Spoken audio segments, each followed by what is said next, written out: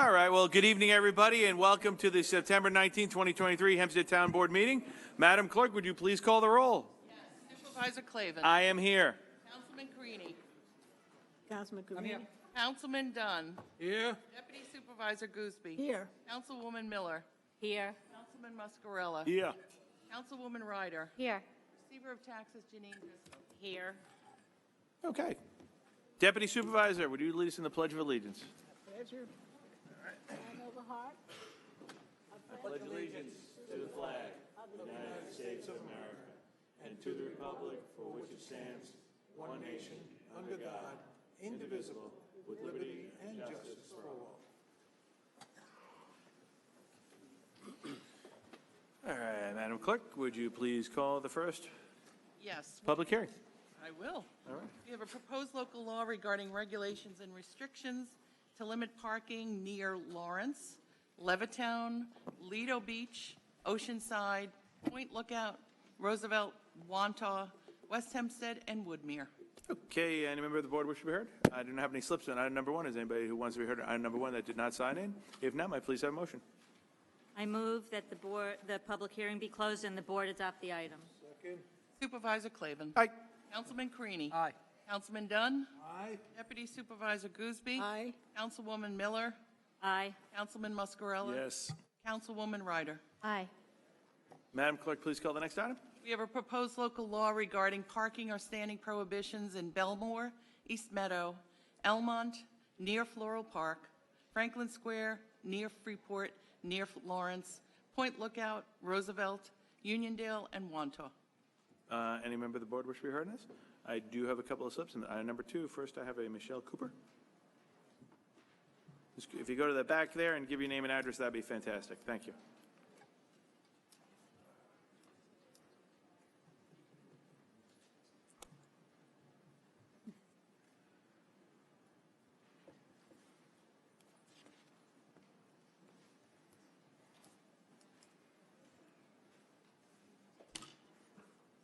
How you doing? I'm well, thanks. How are you? Good. Again, I'm Michelle Cooper. Again, thank you for the opportunity just to express some of my concerns with regards to this. Hopefully this falls under this, this item.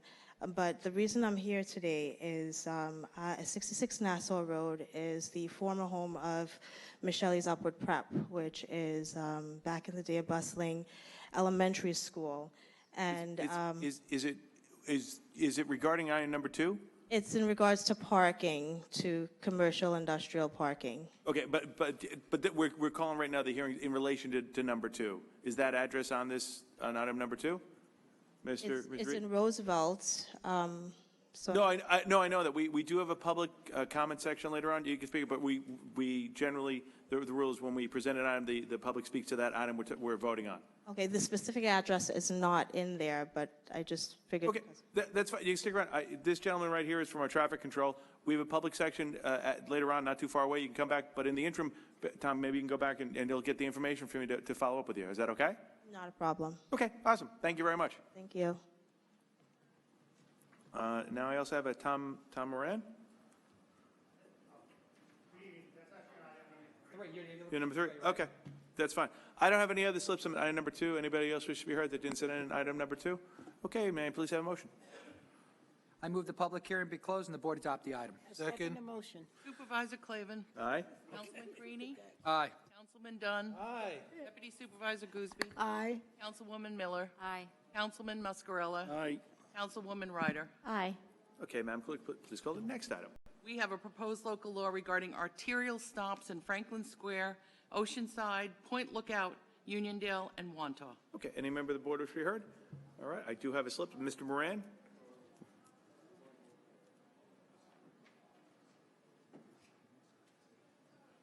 Good evening again, if you give your name and address to the record. Thank you. Yes. Thomas Moran, 54 Parkside Drive in Point Lookout, New York. Again, my name is Tom Moran. I'm the president of the Point Lookout Civic Association, and I'm here tonight in support of the proposal to install stop signs at Lido Boulevard and the intersection of Freeport Avenue. Stop signs at this location is the biggest request we get from our community, and we have not received any opposition to the placement of these stop signs. These stop signs would be placed at the main pedestrian crosswalk in town and would stop drivers and provide a measure of safety to pedestrians at the busiest crosswalk in Point Lookout. There are already existing crosswalks at this location, but nothing to stop traffic. There are no stop signs for the entire length of Lido Boulevard while in Point Lookout. That is 12 blocks without any sort of stop sign to control traffic. These stop signs would force drivers to slow drivers down and stop halfway through town. Finally, there are 4 east-west roads in Point Lookout. The only one of those that does not have a stop sign at Freeport Avenue is Lido Boulevard, which is the main intersection, which is the main road in town. As such, we are asking that you please approve this measure. Thank you for your time and consideration. Thank you, Mr. Moran. Maybe I'll ask you to just follow up with an email to Councilman Carini about that second request for the stop sign down there. I know you were nice enough to point this one out, and Councilman Carini really wanted to follow up, but if you could, let us know on the other one as well. Yeah, no, it's all been great. I really appreciate everything you guys did with that. That was a great stop sign. Okay. Thank you for that. Great. Thank you very much. I don't have any other slips on this hearing. Anybody else wish to be heard? If not, may I please have a motion? I move the public hearing be closed and the board adopt the item. Second motion. Supervisor Clavin. Aye. Councilman Carini. Aye. Councilman Dunn. Aye. Deputy Supervisor Gooseby. Aye. Councilwoman Miller. Aye. Councilman Muscarella. Aye. Councilwoman Ryder. Aye. Okay, Madam Clerk, please call the next item. We have a proposed local law regarding U-turns prohibited in Elmont. All right. Any member of the board wish to be heard? All right. I don't have any slips. Any member of the public that did not sign in wish to be heard on this item? If not, may I please have a motion? I move the public hearing be closed and the board adopt the item. I second that motion. Supervisor Clavin. Aye. Councilman Carini. Aye. Councilman Dunn. Aye. Deputy Supervisor Gooseby. Aye. Councilwoman Miller. Aye. Councilman Muscarella. Aye. Councilwoman Ryder. Aye. Okay, Madam Clerk, please call the next item. We have a proposed local law regarding restricted parking in residential areas near Belmont Park in the vicinity of Elmont. Okay, any member of the board wish to be heard? I do not have any slips. Anybody wishes to be heard on this item? If not, may I please have a motion? I move the public hearing be closed and the board adopt the item. Second. Supervisor Clavin. Aye. Councilman Carini. Aye. Councilman Dunn. Aye. Deputy Supervisor Gooseby. Aye. Councilwoman Miller. Aye. Councilman Muscarella. Aye. Councilwoman Ryder. Aye. And Madam Clerk, please call the next item. We have a proposed local law regarding school speed limits in Hewlett and Inwood. Okay, any member of the board wish to be heard? I don't have any slips. Any member of the public wish to be heard on item number 6? If not, may I please have a motion? I move the public hearing be closed and the board adopt the item. Second. Supervisor Clavin. Aye. Councilman Carini. Aye. Councilman Dunn. Aye. Deputy Supervisor Gooseby. Aye. Councilwoman Miller. Aye. Councilman Muscarella. Aye. Councilwoman Ryder. Aye. Madam Clerk, please call the next item. We have a proposed local law regarding gross weight restrictions in Elmont and South Hempstead. Any member of the board wish to be heard? I do not have any slips. Any member of the public wishes to be heard on this item that did not sign in? If not, may I please have a motion? I move the public hearing be closed and the board adopt the item. Second motion. Supervisor Clavin. Aye. Councilman Carini. Aye. Councilman Dunn. Aye. Deputy Supervisor Gooseby. Aye. Councilwoman Miller. Aye. Councilman Muscarella. Aye. Councilwoman Ryder. Aye. Madam Clerk, please call the next item. We have an item adopting the Town of Hempstead public parking field maps showing parking regulations at certain parking fields in Seaford. Okay, any member of the board wish to be heard? I do not have any slips. Anybody wishes to be heard did not sign into this item? If not, may I please have a motion? I move the public hearing be closed and the board adopt the item. I second that item. Supervisor Clavin. Aye. Councilman Carini. Aye. Councilman Dunn. Aye. Deputy Supervisor Gooseby. Aye. Councilwoman Miller. Aye. Councilman Muscarella. Aye. Councilwoman Ryder. Aye. Okay, Madam Clerk, please call the next item. Our last public hearing is a proposed handicap parking on public streets in Elmont, Franklin Square, near Lawrence, Oceanside, Seaford, Uniondale, and near Valley Stream. Any member of the board wish to be heard? If not, I do not have any slips. Anybody in the public wish to be heard on this item? If not, may I please have a motion? I move the public hearing be closed and the board adopt the item. Second motion. Supervisor Clavin. Aye. Councilman Carini. Aye. Councilman Dunn. Aye. Deputy Supervisor Gooseby. Aye. Councilwoman Miller. Aye. Councilman Muscarella. Aye. Councilwoman Ryder. Aye. Madam Clerk, please call the administrative calendar. On the administrative calendar, we have items 10 through 36. I also have 2 items of an emergency or urgent nature. The first is entitled a resolution waiving certain provisions of the town code relative to the Seaford Chamber of Commerce Fall Festival, and to authorize the Commissioner of General Services to execute documents in connection with that function.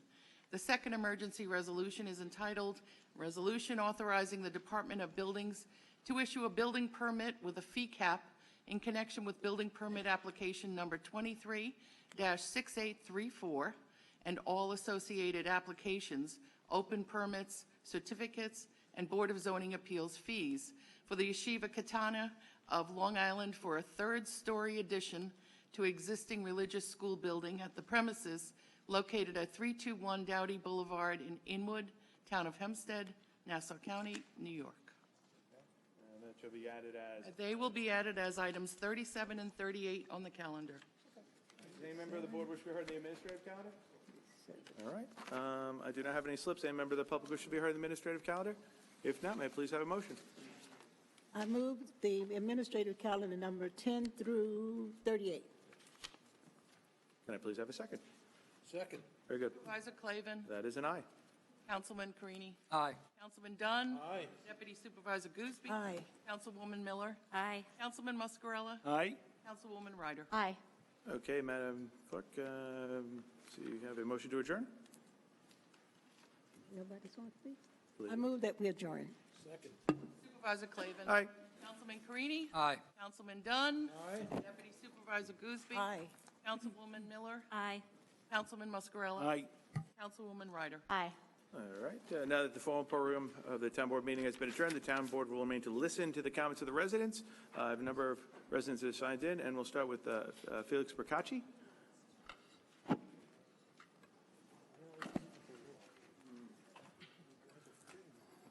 Good evening. If you give your name and address for the record, thank you.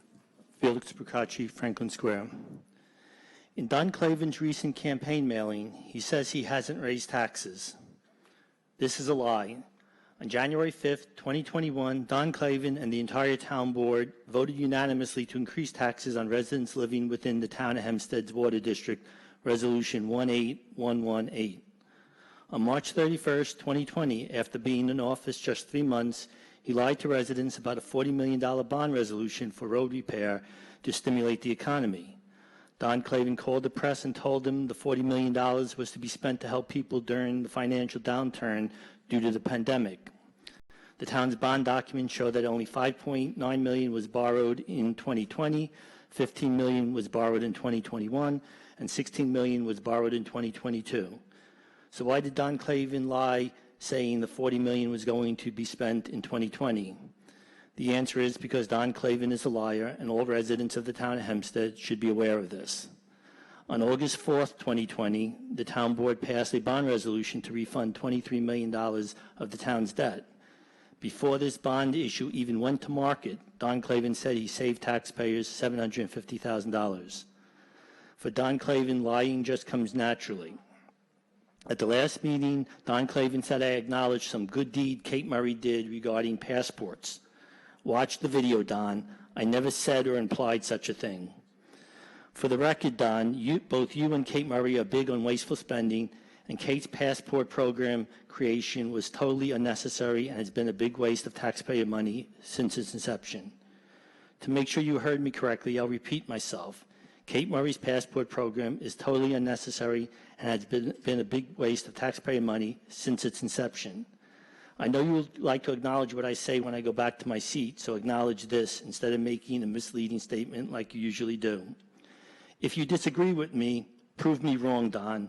On your next mailing, just tell people what the cost to taxpayers has been per passport process since the program's inception, and let the voters decide if it's a wasteful program or not. Or are you too scared to tell residents the truth? Yes, Don, I'm asking you to provide truthful information to residents about how you spend their money, and I know you don't want to do this, but residents have a right to know. Finally, for the record, I did not compliment Don Clavin or any elected official during this comment, so please don't believe any remarks by Don Clavin if he says otherwise. Thank you for so much. Bye. I just want to say... Mr. Ricacci, always a pleasure to have you here. I do want to say thank you very much again for acknowledging the town, and the residents will be aware. Yet again, the town of Hempstead will be freezing taxes this year. I know you're upset about freezing taxes. I don't know why, but thank you as always. You're always a pleasure to have here. Next, I have Noel Bonilla.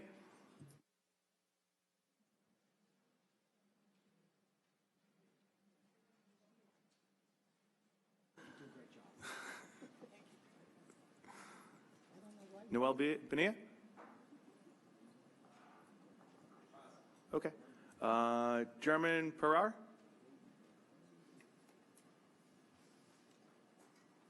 Okay. Pearl Jacobs?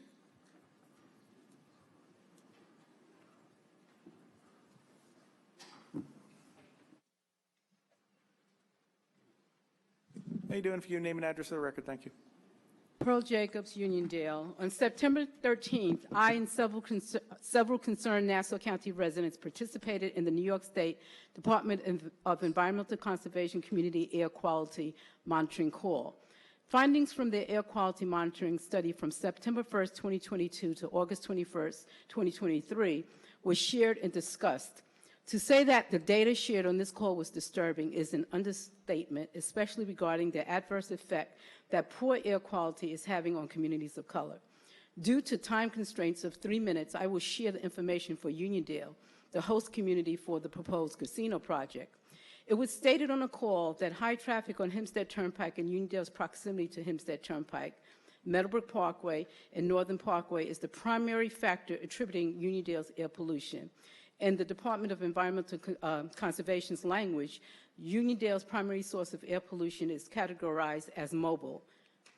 The study indicated that the daily traffic counts were high, ranging from 100,000 to 170,000 for cars and 1,500 to 2,500 for trucks.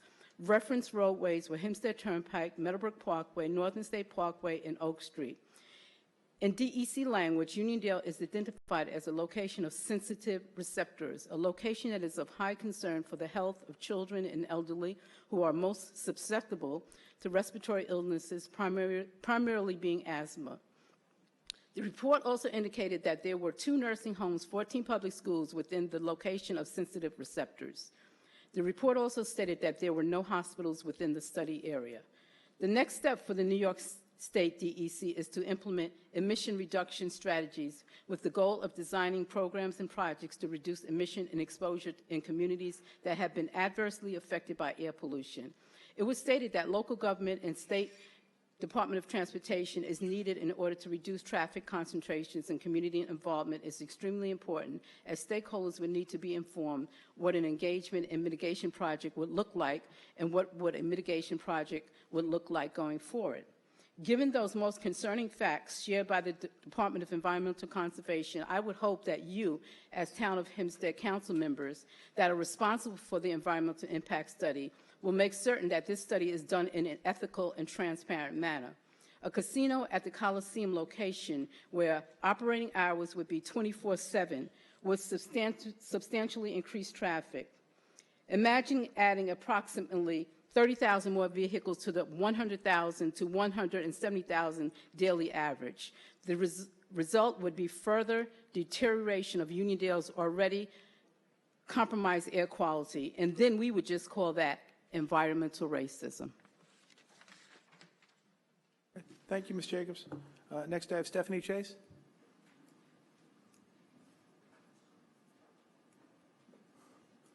Good evening, Ms. Chase. If you give me your name and address for the record, thank you. Okay. Good evening. I'm Stephanie Chase. I'm from 1223 Woodfield Road, Lakeview, Rockville Center. I had concerns about Eagle Avenue. I spoke to you a couple of months ago. Eagle Avenue and Woodfield Road, there's a construction place, and they've just dumped hideous pieces of construction, like cranes and things, and it's not supposed to be there. From what I understand, it's not zoned for that. Prior to that, it was a apartment building that had burnt down, unfortunately. They put a tarp just last week around the fence, but you can still see over the fence. It's not like a high fence, and you can still see all the equipment, and it's not supposed to be there. It's not zoned for that.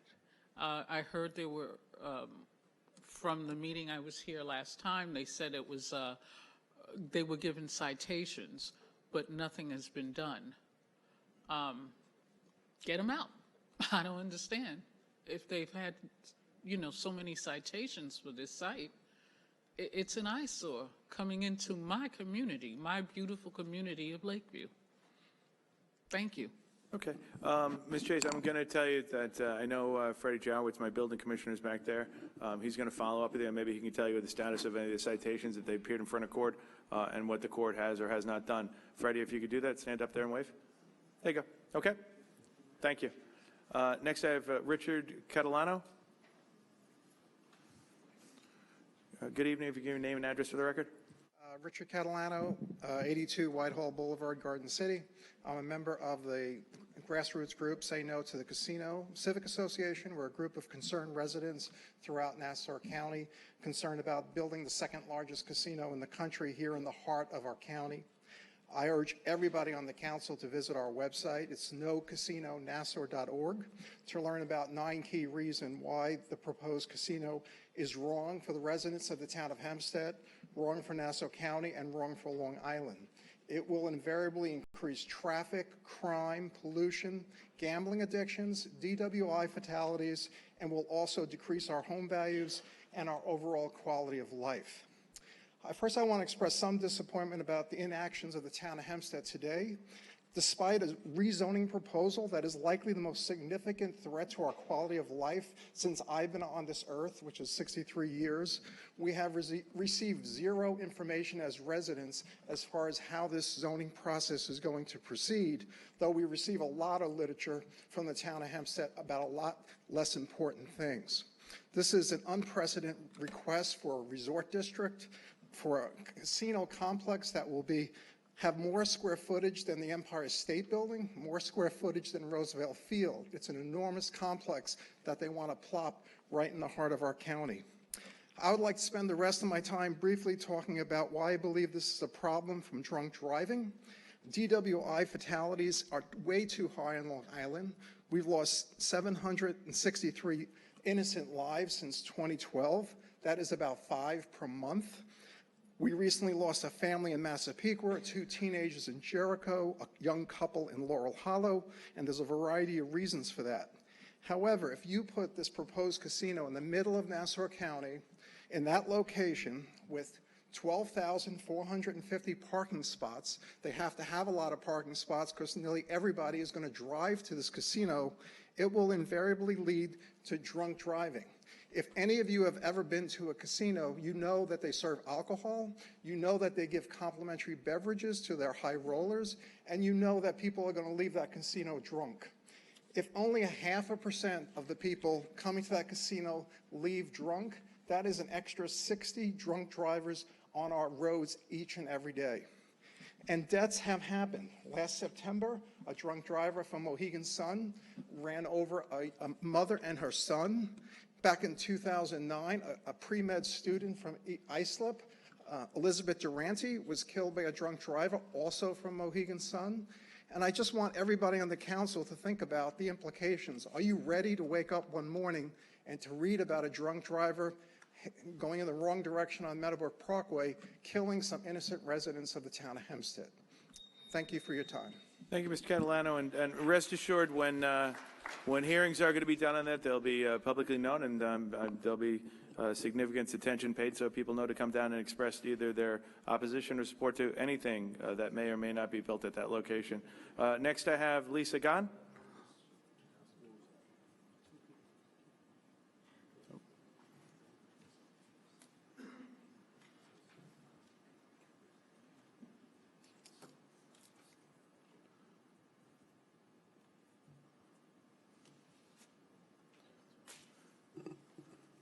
Good evening. Your name and address, please. Lisa Gahn, 4 Freeport Avenue, Point Lookout, New York. I am here, as well as a large number of people, because of a situation that we've become aware of, and we want to make sure that you folks are aware of it so that something can be done. The town of Hempstead Animal Shelter, I believe, is guilty of an egregious and grossly negligent pattern of conduct. We have a couple of people here tonight whose animals were picked up.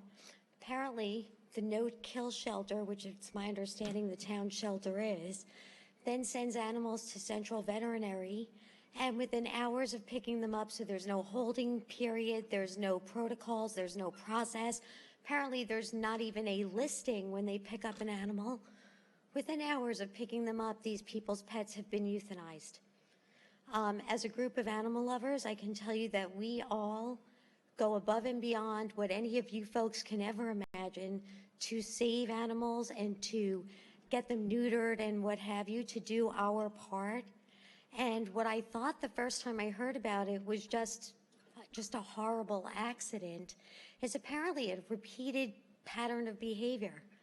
It's beyond my comprehension that I live in a town where that can even be possible. And you know what? We live in a world where we're so worried about people, running people over and taking off with their cars and everything else.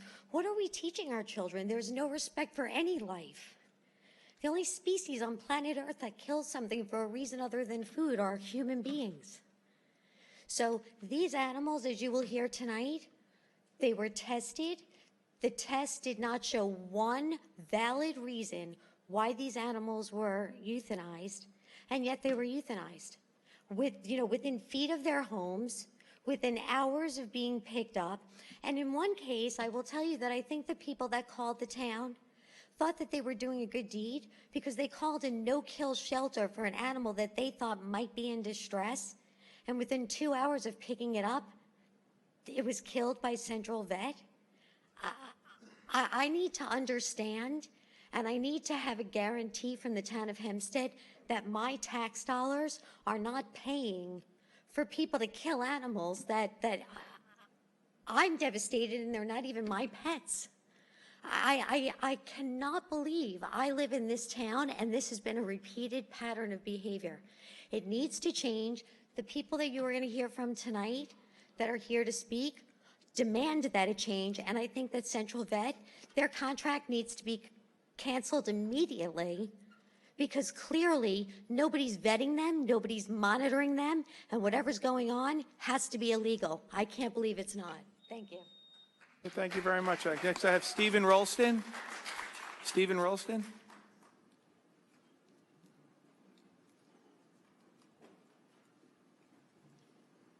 Can you do a name and address, please? Thank you. Hello, I'm Steve Ralston. My address is 823 Stanton Avenue in Baldwin, a resident of 37 years. I didn't know I was against casinos until the proposal was made to build one right here in peaceful Nassau County. I started to do the research. Hofstra University has done much more research than many of us here, so I'm going to start by citing a paragraph from a recently published public policy paper from Hofstra University's National Center for Suburban Studies. The title of the Hofstra paper is The Economic Unsuitability of a Casino at the Nassau County Hub. It was issued in May 2023. Over the past decade, a carefully forged consensus has emerged to focus Long Island's public and private resources on expanding high-paying, knowledge-based industries.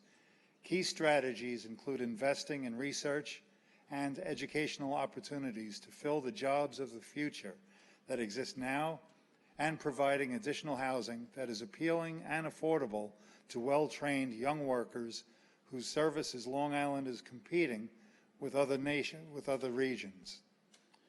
The proposal to develop a casino, this is Hofstra University's words, the proposal to develop a casino at the Nassau County Hub is completely at odds with the stated regional economic development priorities that government, business, labor, human service, and other stakeholders agree are critical to the long-term economic health of Long Island.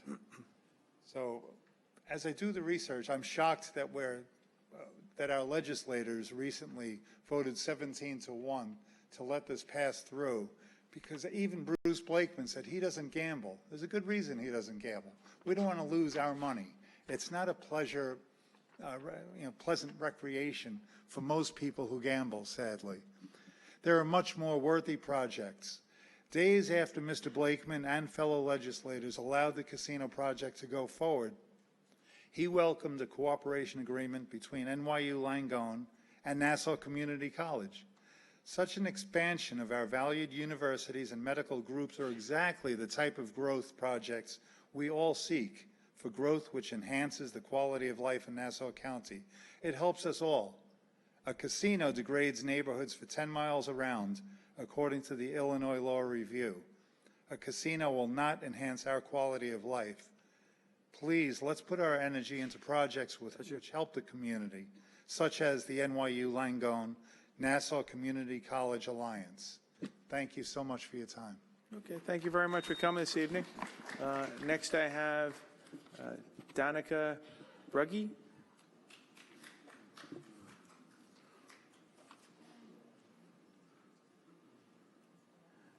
Good evening, your name and address, thanks. Bless you. Good evening, Danica Brugge, Merrick, New York. I am the proud daughter of Diane Madden and have witnessed her strong leadership and advocacy here in this building for at least 12 years, 14 years here since my son, Connor, lover of dogs, was born. It's fair to say that Diane Madden is an inspiration to many of us here and is known for her impact to raise, encourage, and inspire genuine leaders. As a parent of 3 young children, as well as a well-respected leader of 425 elementary school children, we teach our children that we all make mistakes, but the important thing about mistakes is that we learn from them. Again, we all make mistakes. The important thing about those mistakes is that we learn from them. But yet, here we sit with the same mistakes being made over and over again. These mistakes are unacceptable. Supervisor Clavin, you have started to break this cycle of mistakes over and over again, but now it's time to finish it. Thank you. Okay, thank you very much for coming tonight. Next I have Joan Craig.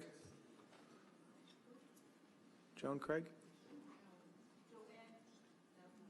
Okay, well, I'm reading it how it's coming up on my screen, so like I always say to everybody, I'm going to maul your name at some point here, so I apologize, and it's okay if people maul mine. How you doing? If you give your proper saying of your name and address, thank you very much. Hi, my name is Joan Craig. I'm here to tell TOH's story of the last 8 hours of his life, and I'm here to demand change at the Town of Hempstead Animal Shelter.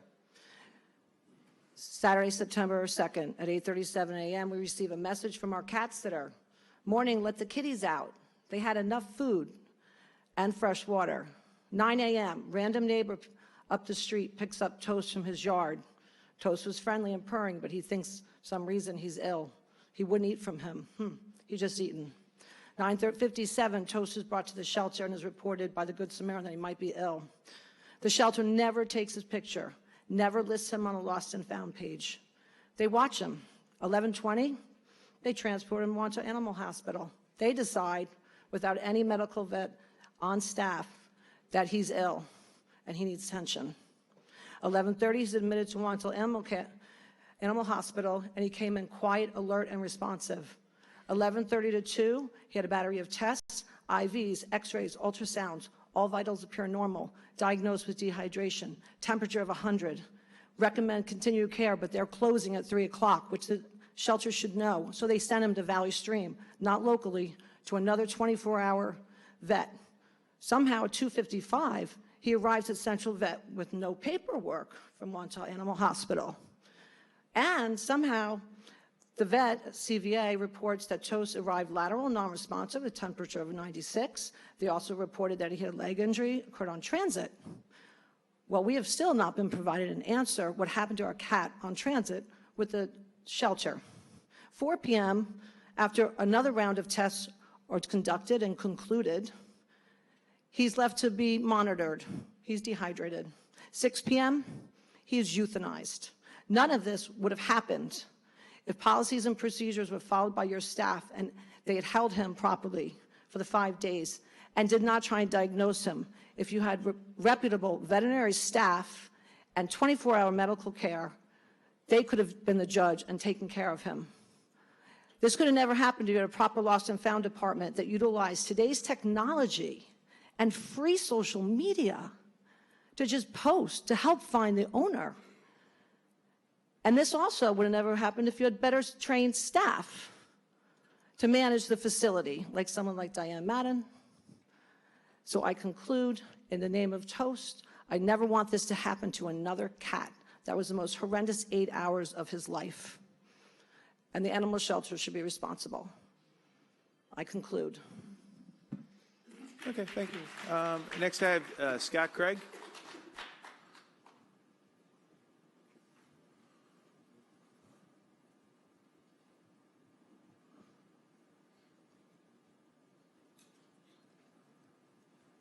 Good evening. Your name and address, thanks. My name is Scott Craig, 1537 James Road, Montauk. How many people in this room have a pet? Okay. So we all know what it takes to care for a pet and a commitment to a pet. It's a lifelong commitment, their life. So Toast was 14 years old, 14 solid years. We had another cat, still do, who's 13, and a dog who's 7. Toast ran the show over at the house. He told everyone what to do. He got cared for. He went to the vet when he needed it. He got his checkups, got his heartworm pills, got his flea and tick medicine. He was cared for. He wandered down the street about 4 or 5 houses to the only neighbor I don't know in my whole neighborhood, and I've been living there for 23 years. And they decide he looks sick. Let's take him up to the no-kill shelter in Wantagh. Okay, good idea. They'll take care of him. Maybe he has a chip. Maybe they can find the home. But no, they don't have a lost and found. They don't take a picture. They don't do anything. You take an animal there, they don't even have a log. You need a log. Take a picture, put it in a log, what day, what time. Simple stuff. Am I wrong? Okay. So from there, they take them. Joan just told you the story. My experience is I go in there later in the week after the cat doesn't show up for days now. And my experience is we didn't see that cat. Look in the back. So I look in the back, no cat. I post it on Facebook, and in no time, I get a response from the whole community. And the woman who brought him in responds to me through Wanto Mamas. Yeah, we took a cat that looks like yours to the shelter, and it was him. She gave me the case number. I go in there the next day. I go to Jane at the front office, and she tells me, oh, the cat was put down Sunday. I'm like, what? Put down Sunday? You brought him in Saturday. Story gets better. He wasn't put down Sunday. He was put down Saturday.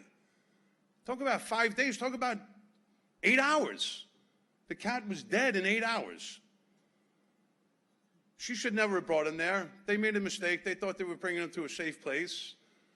But the story is, you need a lost and found. You need people at that desk who have decency and animal lovers that care about animals and me and people who have a problem like that. And then you need Ashley, the supervisor, told me your cat is riddled with cancer. And we had to put him down, which is a lie. There's nothing that says he was riddled with cancer. Thank you very much, Mr. Craig. Got a number of Thank you, people but here. we need change. Arlene, thank you so much. Arlene Walker. Arlene Walker. Okay. Next, I have Stacy Fishman.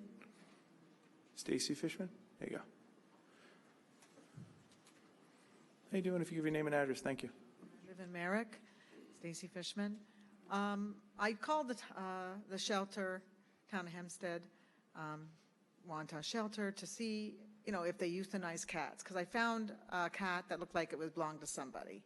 And they said, no, they'd only do it when there's a really, really sick cat. So luckily, I had a private scanner, someone that had a scanner to see if there was a chip, and I found the owners of this indoor-outdoor cat.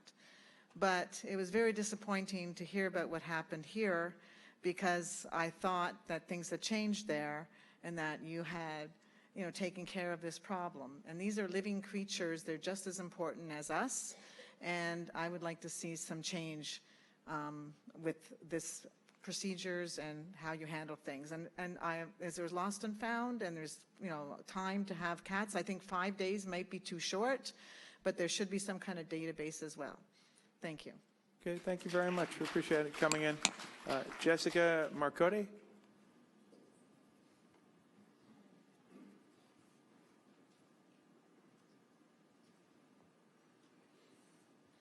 Hello, my name is Jessica Marcotti. I live at 77 Mineola Avenue in Point Lookout. I'm here to hold the Town of Hempstead Animal Shelter accountable. Frankly, I have a horrible pet dander allergy, and I can only appreciate a cat or dog from a distance, but I have seen the love my best friends have for their animals and the comfort that an animal can bring a person who's grieving or struggling in one way or another. It's unacceptable to allow the lives of people's beloved pets to be in the hands of someone who's trying to get off work early that day. Let's raise the standard here. I'm sorry my friend's cat had to be an example to bring on change that desperately needs to happen. You all have pets, and we all want the same thing. Let's take some reasonable steps to protect the welfare of our animals. Enforce the protocol of a 5-day hold. We need full-time veterinary care for animals that are being brought into a facility. And we want a frequently updated online page with photos that you could maybe take with a smartphone in your pocket to allow families to rescue their pets from a shelter that claims to be acting in their interest. If you have any questions, you can ask Tate Simmons. She's already saved more animals in her 25 years than this shelter ever has. Thank you. Thank you so much. Next I have Susan Marcotte. Susan Marcotte? No? Okay. Lynn Krug?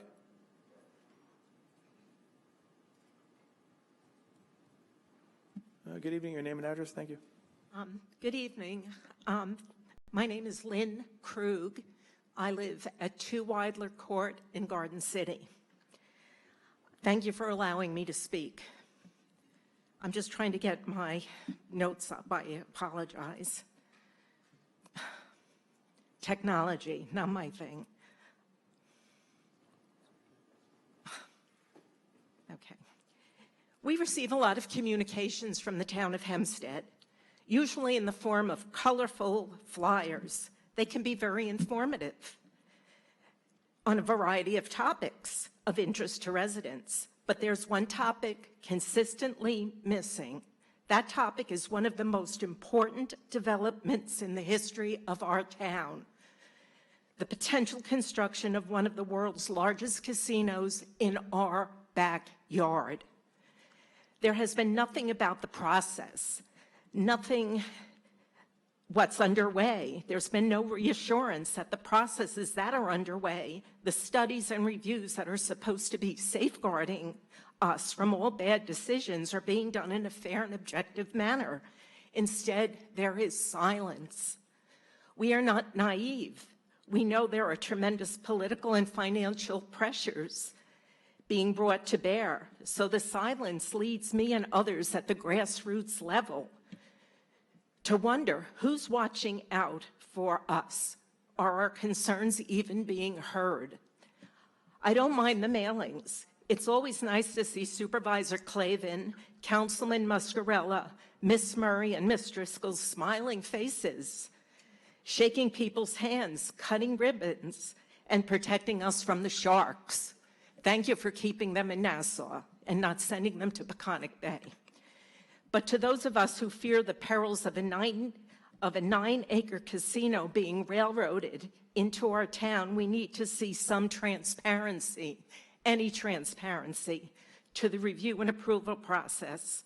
Right now, there doesn't appear to be anything happening. If you are doing your diligence, report it to the residents. We need to know. The silence only leads us to assume that the deals and decisions are taking place behind closed doors in the hopes that no one will notice. I'm here to assure you that we are noticing. And just to let you know, on the way back from cut jog this evening on the LIE. I'm very happy I was able to make the meeting. At 4:30 in the afternoon at exit 58, Jake's Casino was packed. The LIE stopped. I looked at the parking lot. It was jammed. Do we really need that in the town of Hempstead? I think no. So please say no to the casino. Thank you. Well, thank you, Ms. Krug. Thank you. And as I said, and as everybody has, when something transpires there, of course, we're going to have public hearings, and we're going to ask all of our friends and neighbors to come down and voice either their opposition or support before a decision's made. It just isn't at that point yet, let alone, I think it's fair to say we don't even know what's going to transpire because we don't even know what's going on with the state level. So I would definitely urge you to reach out to the governor's office as well and give your input there, significant amounts of input. Next, I have Joanne Cave.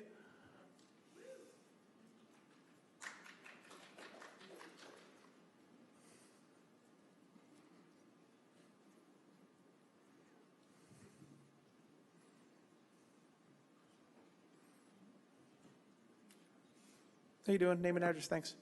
Hi, good evening, everyone. My name is Joanne Cave. I'm a former resident of West Hempstead. I grew up and lived in the city for 32 years. My mom and dad are still in the house I grew up in, and I'm an animal advocate. Hearing this story broke my heart, and I felt the need to come tonight to express how saddened I was to read about poor Toast and Spirit's outcome, because I, for the last 10 years, have held a position with the Humane Society of the United States. So I do a tremendous amount of advocacy in and around Long Island. And the thought that something like this could happen at a well-funded municipal shelter is extremely frightening. And there's no excuse in plain English. There just is no excuse. Both Toast and Spirit should be here. There immediately should be an intake when any animal is brought in as a stray. And at the very minimum, New York Animal Care and Control has a 72-hour of holding period, in which time they're searching through various databases to search for lost pets that might fit the description of an animal that is brought in. Where I live now in Smithtown, they have a 5-day holding period for animals, and that animal is immediately put on their social media page so that someone who might live in the neighborhood could be reunited with their pet. So this situation that has taken place is just inexcusable, and no microchip does not mean that there's no home. No collar does not mean that there is no home.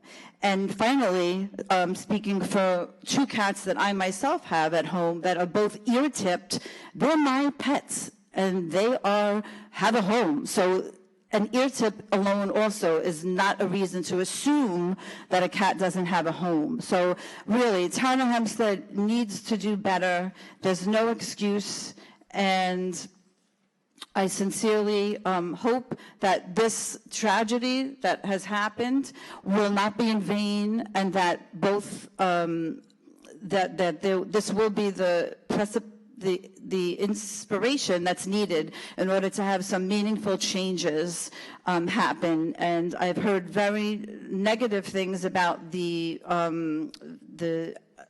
veterinarian, the shelter is contracted with, Valley Stream Central, I believe it's called. So that's something also that should definitely be looked into. Okay, thank you so much for coming in. Next I have Leslie Simmons.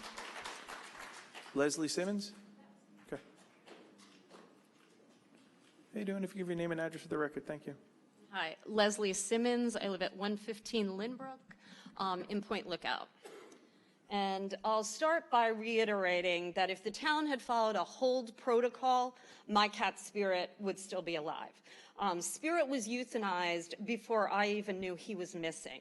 One, he was wearing his collar. He was a collared animal, indicating he's a pet. He was picked up only a couple of feet away from our property line, only about an hour or 2 after I let him out. He was also, the woman that called about him was not even from town. She was from Virginia, visiting my neighbor who lived directly behind me.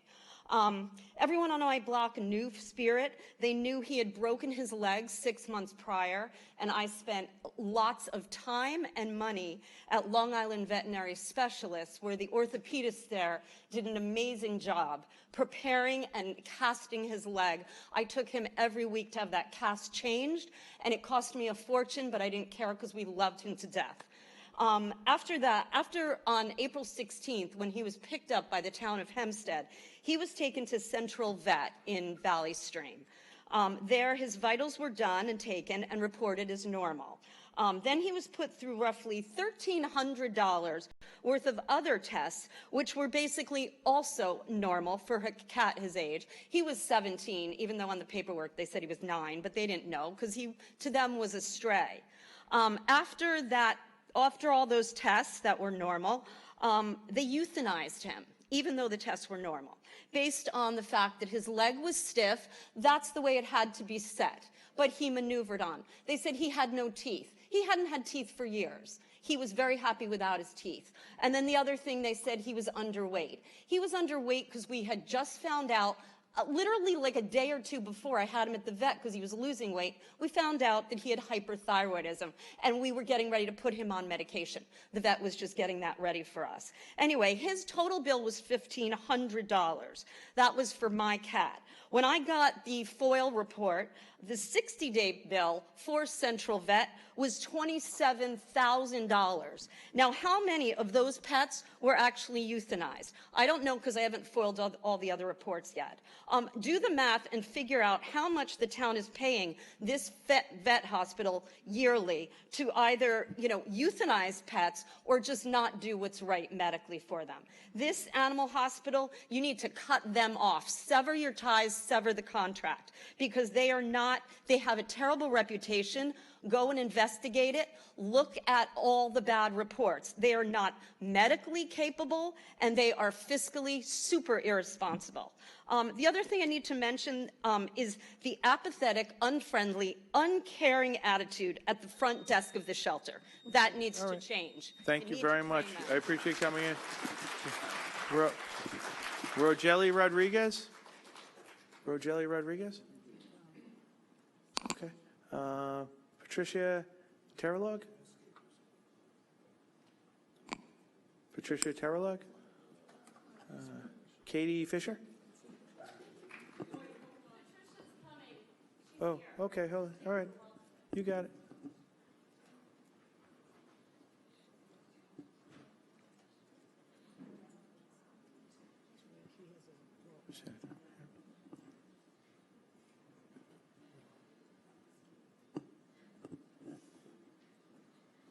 How you doing? Give your name and address to the record. Thank you. Hi, I'm Pat Terrelong. I live at 1187 Ossipee Road, West Hempstead. I'm also president of the Tuskegee Airmen in the New York tri-state area. One morning, I went to go out of my house, and there was a raccoon, and I couldn't open the door. He moved slightly, and I thought maybe, raccoon's supposed to be in the dark or something during the day. But I went and checked on him. He never left, and he was dead, and flies were around him. I could not find anybody to help me get rid of this raccoon so I could get out of the house. I ended up calling Dorothy Goosby's office, and I asked them, is there any way they could help me? And they really went to bat for me, but nobody would come. Finally, I said, okay, Pat, you were raised by an airman. Put on your big girl underwear. Get out there some kind of way. So I went through the garage. I put on a mask. I got 2 garbage bags. I'm sorry. And I went to pick it up, and the hair fell out. And finally, I got it. My neighbor ran over, and he helped me. We put it in the garbage bag. I didn't even know what to do with it, so I put it out with the garbage. Later on that day, I heard of 9 other sick raccoons. I have been sick since the day I touched that raccoon, even though I had gloves on. And obviously, they were all sick, and I'm wondering what is going on. Maybe it's something we need to address. And I thank you. Okay. Thank you, Pat. I'm actually going to ask, no, right there. I'm going to have my counsel meet you in the back right now. If you can go meet Pat in the back and get the information on that so we can kind of see if there's something going on that we can investigate. Okay, Pat? She's going to take you right in the back. If you can go give her a helping hand there. Thank you. Okay, Ms. Fisher, now it's your turn. Katie Fisher? Christine. Yeah, Christine, you go in the back with her.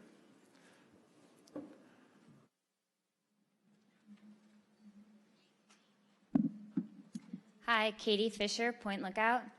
I saw many of you raise your hand when we were asked earlier who here has a pet. This is not only affecting cats, but it's affecting dogs as well. There's been multiple dogs killed by the town of Hempstead. So I'll keep this brief, but I just want many of you that raised your hands, or those of you who don't have a pet that go to somebody's house that have a pet, to imagine leaving here. It's been a long day for all of us. And who's on the other side of the door to eagerly greet you? They're not there anymore. Maybe your middle schooler let them out on accident. Maybe they got out the back door. Who knows what happened, but within hours, while you were at work and you came home, they've been killed. This is not right, and it needs to change. I'm asking you guys to enforce the protocol of a longer hold, to hire full-time veterinary staff that care about animals and show compassion towards them.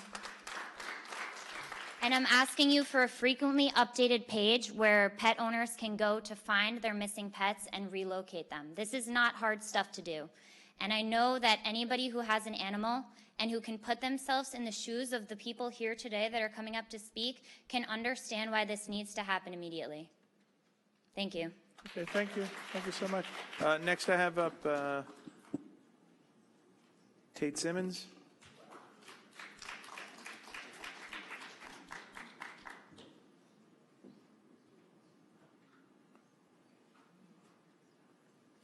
How you doing? If you give your name and address for the record, thank you. You probably can't see these, but they're there. Tate Simmons, 115 Lynbrook Avenue.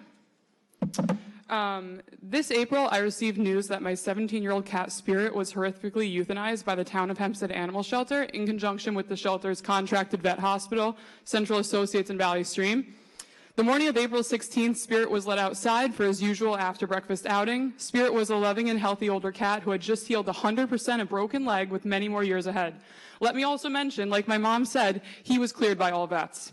April 16th, only 1 hour after letting Spirit out, he had ventured over the fence to the house directly behind us, who had company visiting from Virginia. Unfamiliar to the cat, they called Town of Hempstead Animal Shelter, picked Spirit up immediately. Apparently his old age made him a candidate to being abandoned, even though he had a collar on. Interesting. Town of Hempstead Animal Control came, no questioning. Did you ask around to see if this cat belonged to someone? He has a collar on. Nothing. My cat was abducted 6 feet off my property line, and I'm coming after the board for not having protocol attached for this. Days after Spirit not returning home and searching everywhere, we eventually found out that the animal control unit was called, hence its disappearance. I thought, this is great news, right? Because the Town of Hempstead Animal Shelter is a no-kill shelter and has a 5-day lost and found protocol. Wrong. 25-year-old mind, I don't, maybe, you guys can explain that to me better. Since this was the weekend, there were no vets on call. Because of this, Spirit was brought straight to Central Vet.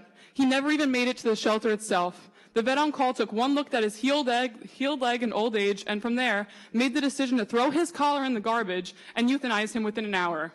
The vet ran tests that racked up quite a bill, and after reviewing his results, as my mom mentioned, nothing was wrong with my cat. Central Vet is just making quick, easy money on these BS tests and utilizing taxpayers' dollars to do so. If you don't like animals, you like money, right? Well, it's going to the wrong places. What am I demanding? Bring in Diane Madden to oversee that staff is properly trained and protocol is being followed. Bring in 1 to 2 more vets than outsourcing this money-hungry vet's office all the way in Valley Stream that's killing people's beloved pets. Lastly, what about the 5-day hold for the lost and found? Where are the pets supposed to be posted on social media? Try to find the last time like lost and found cat was posted on Facebook. Zero effort was done by the town of Hempstead. No hold, no Facebook post, no community outreach, nothing. That's embarrassing. Pure laziness. I work for one of the largest fashion companies with over $600 million in global worth and single-handedly run over 15 social media channels daily, and you're telling me that we can't have a working lost and found page with one employee? I'll even come and train the staff yourself just so they understand. It'll take me 1 hour. Let me be clear. I promise you right now, you will see me every single meeting. Don Clavin, I speak directly to you. This is something you can fix. Chris Carini, I see the look of you're scared. You see what's going on here. I need the two of you to make change. This is up to you. Please and thank you. Thank you so much for coming out this evening. I am not scared. I'm concerned. I'm listening to you. I own a dog, and I understand exactly what you're saying to me. I'm going to have a talk with my colleagues. We'll obviously review the process, okay? Not scared. I'm listening. I own a dog. I had an 18, 19-year-old dog that was old at the very end. The most heartbreaking thing you can do is put down a dog. I am listening. I will talk to our and we will reevaluate. Okay, thank you very much. Next, I have Diane Madden.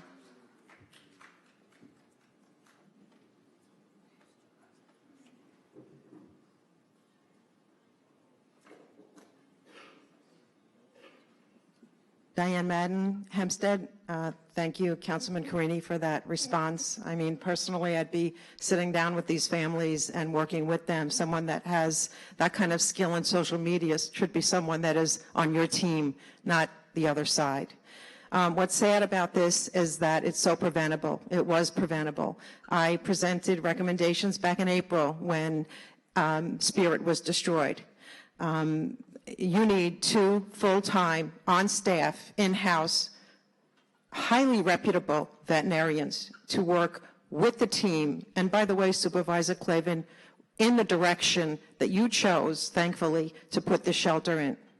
You need a full-time, and by the way, I recommended this. It was the first recommendation to your appointee many months ago.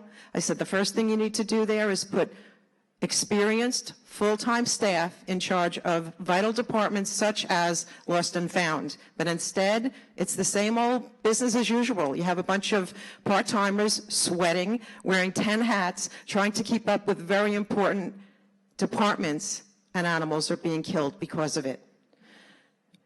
You need someone to oversee a full-time department, lost and found department, and to bring it into this decade. You need to bulk up kennel staff. They work half the time at a skeleton staff.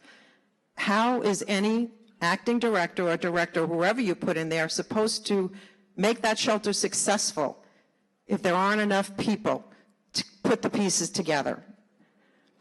The acting director, by the way, she needs professional guidance, not political grooming. That's what she needs. And she needs to start asking for help instead of making excuses. Supervisor Clavin, you've made some really humane decisions. You've been the first in 4 administrations to do that. You've even changed management, which is, I owe you a kidney for that.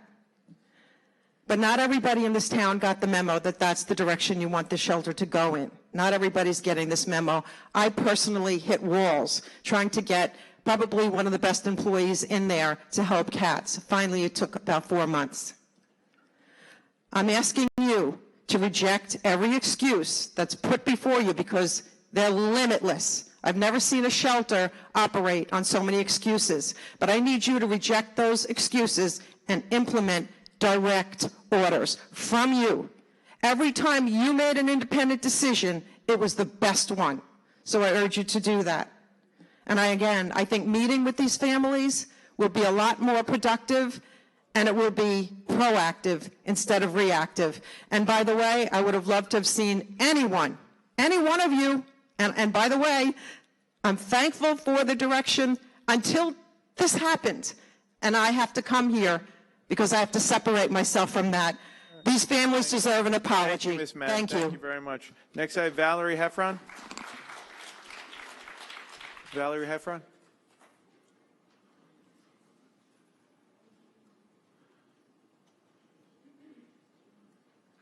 Good evening. Name and address, please. Thank you. Good evening, Supervisor, Town Board. Valerie Heffron, Greenville, South Carolina, founder of Voters for Voiceless, an independent, an IEC registered with the New York State Board of Elections, and former town of Hempstead resident.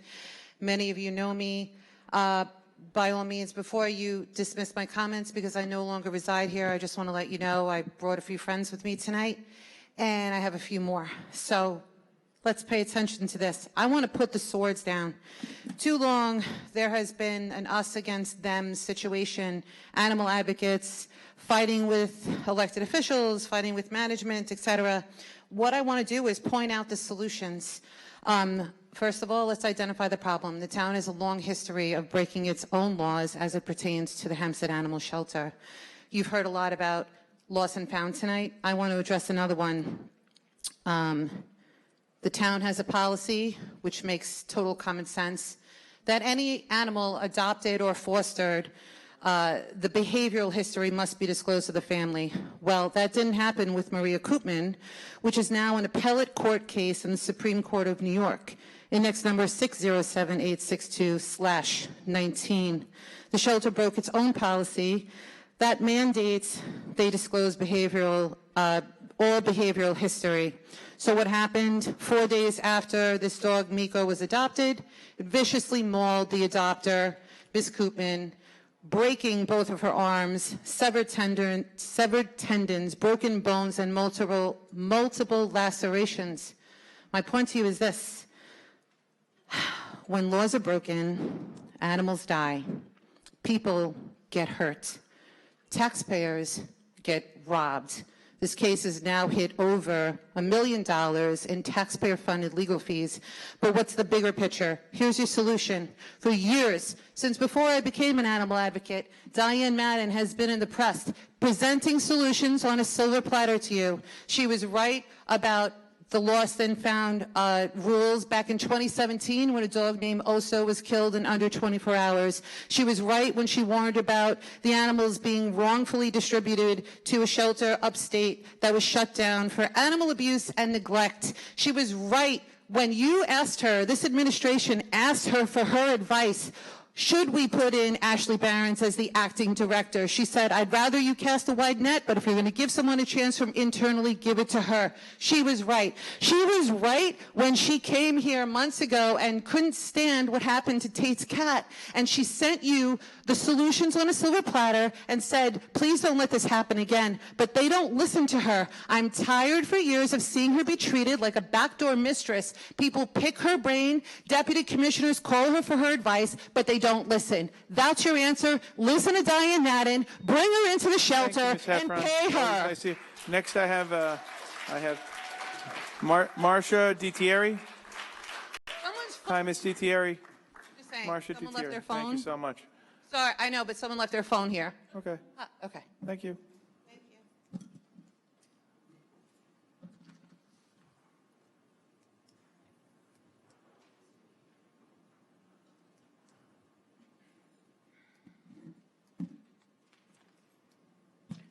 Marcia DiTieri, Merrick, New York. Kudos to anyone that loves animals. I love animals. I love trees. I think they all deserve to live harmoniously with everyone. And mentioning independent decision versus with tree preservation, 2 members voting no. That's sad. I check the agenda each month with hopes that the board will come to their senses by promoting tree preservation. Every day another home is bought, every tree removed, and home is enlarged. Saplings or bushes replace the trees that once shaded and brought peace with noise buffers and literally peace of mind and tranquility to homeowners, neighbors, and wildlife that depend on them for their survival. Even though the Southern State Parkway, going north and south, Sunrise Highway, to my south, didn't disrupt the peace that we once had. Now sounds as if cars, trucks, and motorcycles sound like they're in my backyard. I am sure I am not the only person who misses a quiet, peaceful day with the sounds of birds and a cool breeze. What are the benefits of removing all the old-growth native trees? Just more money for developers and in towns' pockets with increased taxes. When are the constituents going to benefit? Suggestions of low-cost and no-cost right-of-way trees that can resolve so many problems were ignored by the board.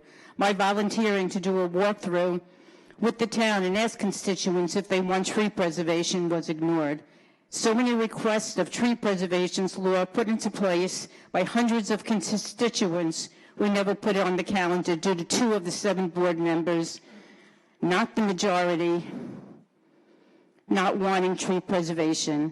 Consequences develop every day, including increased skin cancer, hotter weather, less rain, and lack of oxygen. We are so disappointed in your lack of compassion for those that cannot speak up for themselves. Don't be the minority. Go with the majority of townships that want and know what's best for the constituents, protecting our environment, including everything that depends on mature trees to survive, our neighborhoods, not just parks. And on behalf of the animal shelter, I am a volunteer there, and there are a lot of good employees, and I see them so short-staffed, doing 20 things at once. You need full-time vets there, that when an intake happens, it doesn't get shipped off to Central Vet, which I know how many cats died when COVID was going on and they were doing the TNR. I know you have a contract with them. It needs to be null and void. They're a horrible vet. I've had a cat that horrible things happen. I like Ashley. There are really good people there. But they're working. Okay. Thank you, Ms. And they Gutierrez. can't do the job without more so much. employees. We appreciate you always coming in. I don't have any of the slips. Anybody else wish to be heard? If not, may have a wonderful evening, everybody. Thank you all for coming this evening. You have to raise it up. I said anybody else should be heard. Then please join us. That's okay. You can go to the back, Mike. Please, sir. Thank you.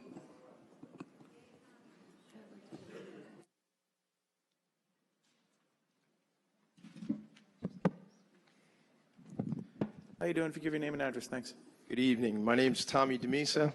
I grew up in this town. I grew up in Franklin Square, spent 28 years living there, and I live up in Glen Head with my wife and 4 children, 19 Locust Avenue in Glen Head. 2 years ago, I began a journey to learn, to educate, and to advocate on behalf of animals. And I got to be honest with you, I didn't really know much about animals. We had a Chihuahua one time, bought him at a pet shop. I learned never to do that again, thanks to some of my friends that are in the room right here, Adopt, Don't Shop, right? As a result of this program that we do each week, the Professionals and Animal Lovers Show, we got a new family member, and his name is Cheeto, and we rescued Cheeto. And Cheeto wouldn't have lived if we didn't rescue him. That's what they told me. So it's important to learn about this stuff, and it's important to do this work. And as Danica said earlier, we learn from our mistakes. We learn from our mistakes. I don't know a lot, but I know that. And that's what I try to instill in my children. And I don't know much about this shelter, especially except from what I've learned from my partner in the Professionals and Animal Lovers Show, Valerie Heffron, who made a long trip to be here today because that's how much she cares about animals. And I also learned today what a big freaking deal this Diane Madden is. Shout out to Diane Madden. We love you, Diane. I think about this. I think about checks and balances. Some unfortunate circumstances happened where these animals got out. But the shelter is supposed to do the right thing to protect these animals. It didn't. I'm the nonprofit sector connector. Every single day I hang out with nonprofit leaders who are overworked, under-budgeted, and they change the world. I can't believe I hear $5.5 million a year. I cannot believe that this shelter, with the support of this town, can't do half the job that my nonprofit friends are doing. And I challenge you, Mr. Clavin and friends, please, let's work together, as my friends have said today. Let's make it a better lifetime. Let's make it better for these animals. I had a couple of quotes. I got 54 seconds left. If I can get to my phone. Let's just say this. Never doubt that a small group of committed citizens can change the world, because in fact it is the only thing that ever has. Realize that. It's important. All you people here advocating, the world doesn't change if you don't get out here and do something about it. And Valerie, my quote from Gandhi is escaping me right now, but the treatment of the animals represents the moral progress that a nation has. And it's our responsibility to protect these animals because they can't protect themselves. So I look forward to working together and make this a win-win-win situation. Make it a great night. Thank you. Thank you very much. Okay. I don't have any other slips. Anybody else? All right. Thank you all very much for coming out this evening, and have a safe ride home. Bye-bye.